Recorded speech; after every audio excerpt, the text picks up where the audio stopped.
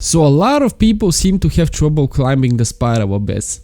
Hi, this is Orange Rock, and in this video I will give you some tips and tricks, 10 of them actually, to get through some of the tougher floors of the abyss, because trust me, it's worth it. Just like hitting that subscribe button if you want more Genshin Impact videos. Got the orange vibe, ain't nobody killing it, we be on a grind, ain't no time for feeling weak, every second, a minute of our all days of the week. So, why do you want to do Abyss? Well, first, it's the place where you get the most Primal Gems, and second, it's one of the best sources of consistent Primal Gems. What I mean is you want to get to floor 9 as soon as possible, because the floors after that reset every 2 weeks. So that means you get to farm Primal Gems twice a month, which really helps out in the long run as a free-to-play player. Second, when you beat every floor, you get some fat loot on top, which includes 5-star artifacts after floor 6. And third, it makes you an overall better player at the game.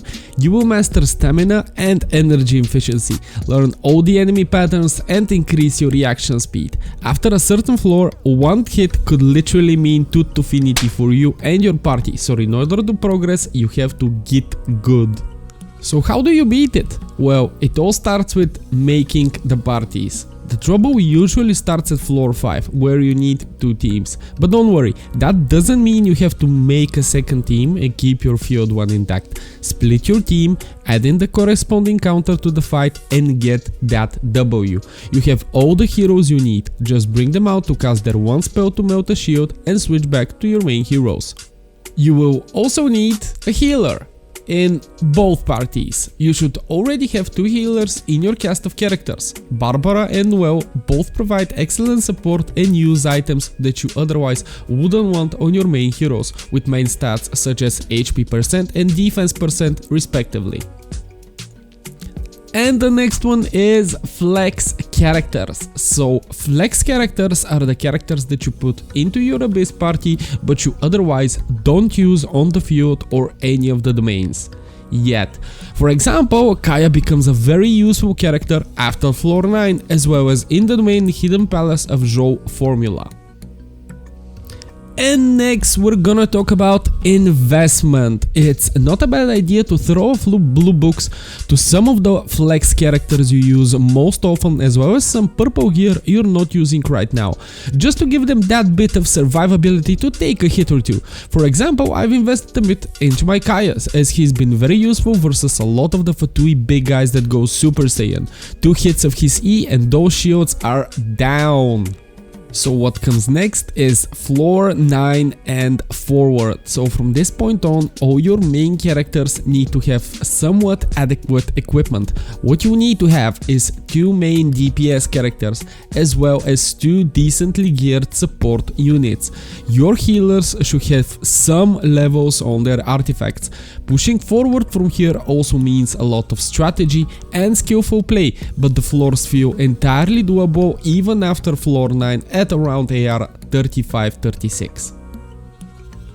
And as a bonus to this tip, we're gonna talk about secondary characters power creep. Your secondary characters will become stronger thanks to hand-me-down gear, as you find better and more powerful stuff as you naturally play the game. The items you used on your mains now go on your lesser characters, making them more powerful purely as a bonus for your mains becoming stronger.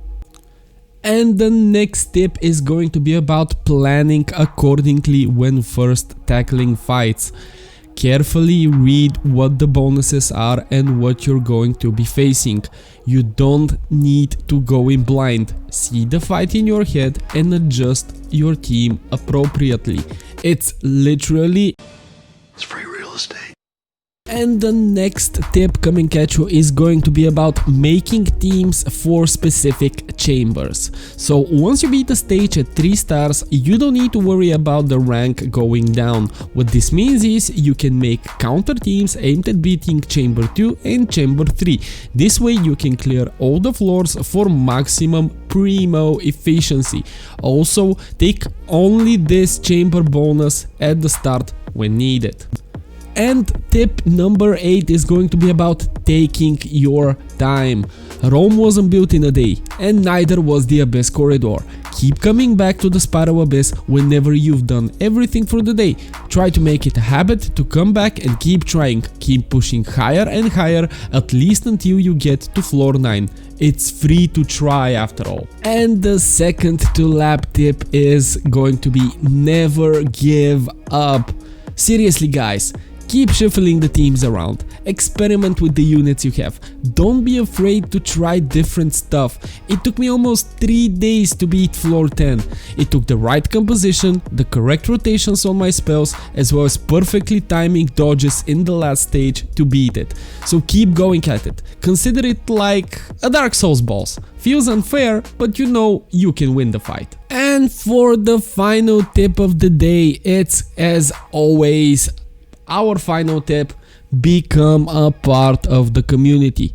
Seriously, share your videos of how you beat certain floors. I have a Klee and a Mona, but you might not, so look it up. Join the conversation and talk with other people who have beaten the content. They can probably give you some tips. You can even join our Discord. I've put a link in the description below.